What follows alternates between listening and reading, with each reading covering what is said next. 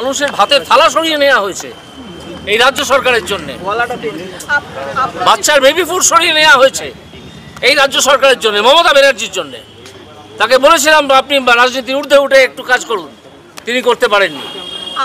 Sir, mirror image কি ইচ্ছাকৃতভাবে প্রকাশ করা হচ্ছে না? একদম ইচ্ছাকৃতভাবে, একেবারে ইচ্ছাকৃতভাবে। এর মধ্যে কোনো স্বার্থ আছে? নিশ্চয়ই। কি স্বার্থ? কথা হচ্ছে চেয়ারম্যান স্যার? না, কথা উনি তো বেরিয়ে গেছেন। তো কমিশন অফিসার তো আছে, অন্য অফিসাররা তো আছেন, চেয়ারম্যানের কাছে তারা পৌঁছে দেবেন আমরা কি বলতে চাইছি। আপনি কি এটা নিয়ে আরো বড় বৃহত্তর আন্দোলনের পথে কি হাঁটবেন?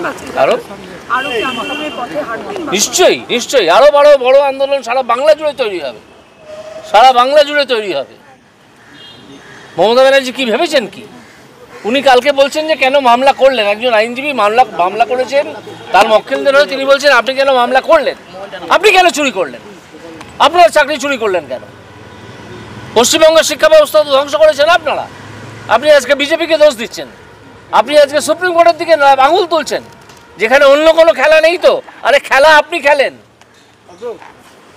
খেলা আপনি খেলেন, সুপ্রিম কোর্টকে এই কথা বলছেন? স্যার, সেগ্রিগেশন বা বাছাই সেটা কেন এসএসসির দ্বারা সম্ভব হলো না? অবশ্যই সম্ভব হলো না, সেটা করতে দেওয়া হয়নি এবং আমার ধারণা মুখ্যমন্ত্রীর আদেশেই এটা করা হয়নি। একদম ইচ্ছে করে, যাতে পুরো ব্যাপারটা গুলিয়ে দেওয়া। ওনার পরিকল্পনাটা কি ছিল, আমি এর আগেও বলেছি।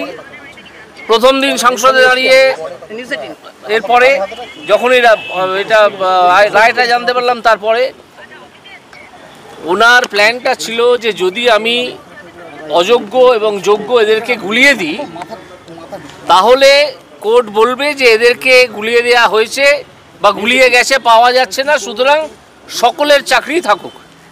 এই ধরনের অ্যাডভাইস তার অ্যাডভাইসাররা দিয়েছিলেন, তাকে নিশ্চয়ই দিয়েছিলেন, তা না হলে তিনি এটা করবেন কেন? তারপর যখন দেখলেন যে আদালত উল্টো সুরে গাইল যে তাহলে ঢাকি শুদ্ধ বিসর্জন, তখন উনি সুপ্রিম কোর্টে গিয়ে একটা স্টে অর্ডার নিয়ে তিনি নিজেকে বলেন আমি আইনজীবী, তিনি ঘোড়ার ডিমের আইনজীবী। তিনি জানেন না যে স্টে অর্ডার একটা ইন্টারিম অর্ডার, অন্তর্বর্তী আদেশ, যার প্রকৃত ফাইনাল বিচার, ফাইনাল ট্রায়ালটা, ফাইনাল হিয়ারিংটা হয় পরবর্তীকালে। সেই ফাইনাল হিয়ারিংটা পরবর্তীকালে যখন এই প্রেসিডেন্ট চিফ জাস্টিসের কাছে হলো, তিনি তার দিকে আঙুল তুলে বলছেন এর পেছনে কোনো খেলা নেই। তো কি খেলা থাকবে? উনি নিশ্চয়ই বলবো, আমি একটু আগেও তো বলেছি, আমি শিক্ষামন্ত্রীকে বলেছি এবং সিদ্ধার্থ মজুমদার মহাশয়কে বলেছি, দুজনকেই বলেছি। এবং আমি মনে করি তৃণমূল ভেঙে যাওয়ার এটা সূত্রপাত হতে পারে। এইভাবে তিনি ওনাদেরকে আটকে রেখে ওনাদেরকে গালাগাল খাওয়াচ্ছেন, ওনাদের উপর চাপ তৈরি হচ্ছে, আর উনি নবান্নে বসে হাসছেন গঙ্গার দিকে তাকিয়ে।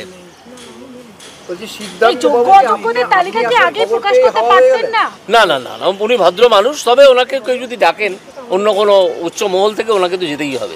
আমি এরকম কথা বলেছিলেন যখন আপনার তরফ থেকে যোগাযোগ উনি ছিলেন? না, উনি ছিলেন কিনা আমি নিশ্চিত নই,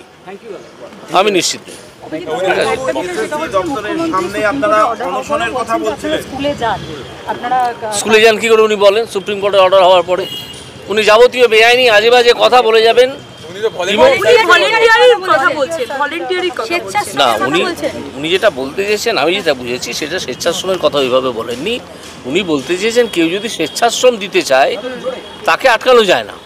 সুতরাং আপনারা যদি যান এবং সেটাকে যদি আমরা স্বেচ্ছাশ্রম হিসেবে দেখি, তাহলে সেটা বেআইনি হচ্ছে না। এই কথাটা ঠিক। এই অ্যাডভাইস তাকে যারা দিয়েছেন তারা ঠিকই দিয়েছেন, যে যারা মনে করেন যে আমি গিয়ে স্কুলটা খানিকটা পরিষ্কার করে দেবো, ওখানে ছাত্রদের পড়াবো, খানিকটা খাতা দেখবো, এবং স্কুল তাকে অ্যালাউ করছে, এই স্বেচ্ছাশ্রম যদি কেউ দিতে চান তাহলে তার স্কুলে যাওয়া হচ্ছে এবং সেটা বেআইনি বলা যাবে না।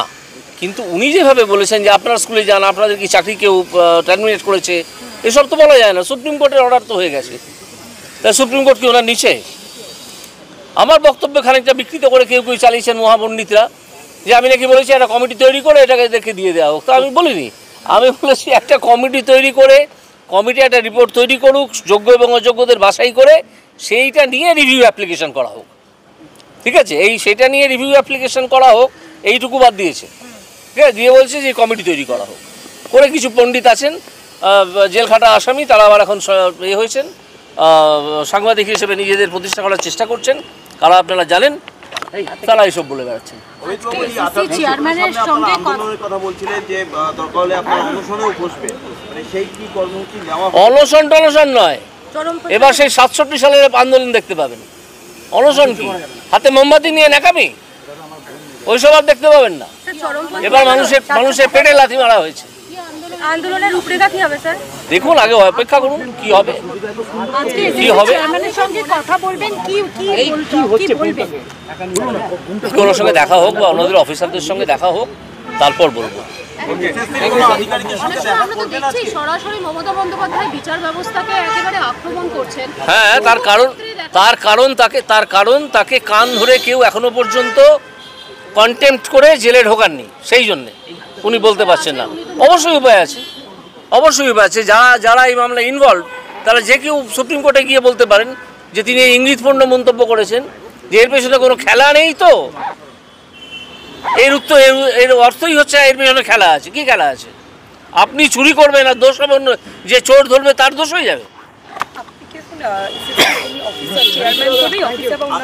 যারা আছেন আমি দেখি, ঠিক আছে,